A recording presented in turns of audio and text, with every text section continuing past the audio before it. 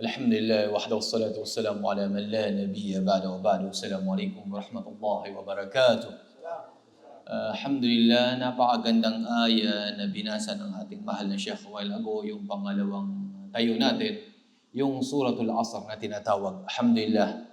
At dito natin makukuha yung apat na kailangan malaman ng isang Muslim, ng isang mananampalataya. Ito isa napakabigat na dalil, evidence ang binasa ng ating mahal na Sheikh. Una, dapat malaman ng isang mananampalataya, isang Muslim, na obligasyon na dapat malaman niya. Una, al-ilm, knowledge, kailangan yan.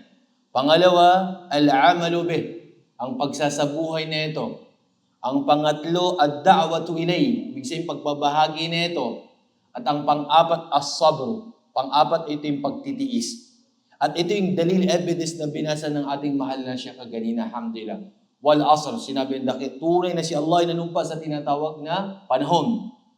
Innal insana lafi khusr, katotohanan ang tao ay nasa pagkalugi.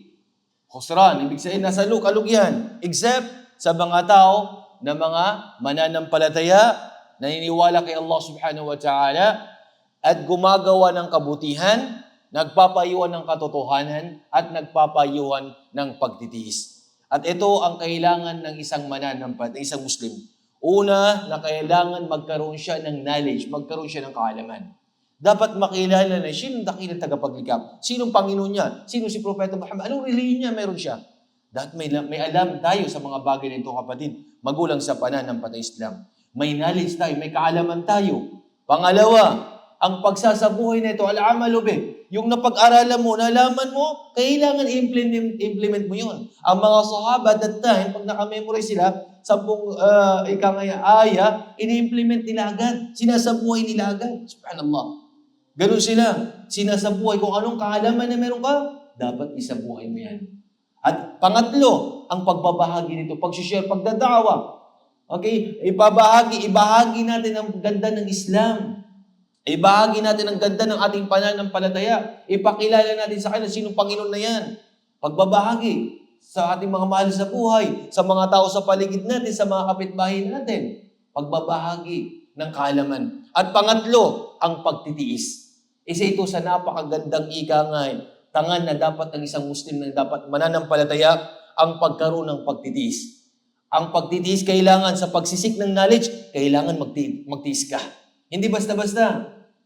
Pag nag-aaral ka, kailangan magtiis ka. Pagsasabuhay ng kaalaman na yun, kailangan magtiis ka. Pag-aaral niya mo sa landas ni Allah, kailangan magtiis ka. Kaya ito ang kagandahan ng ating pananampalataya. Kaya mga mahal kong kapatid, magulang sa pananampalataya Islam, lagi nating pakakatandaan na ang apat na yan na dapat nating malaman. Una, ang kaalaman, knowledge. Ang pangalawang pagsasabuhay na ito, al-amalu bih. Pangatlo, ad-da'watu ilay, pagbaba. At pang-apat, ang pagsasabar. Maraming salamat hanggang dito na lamang wa akhir da'wana anil hamdulillahi rabbil alamin. Assalamualaikum warahmatullahi wabarakatuh.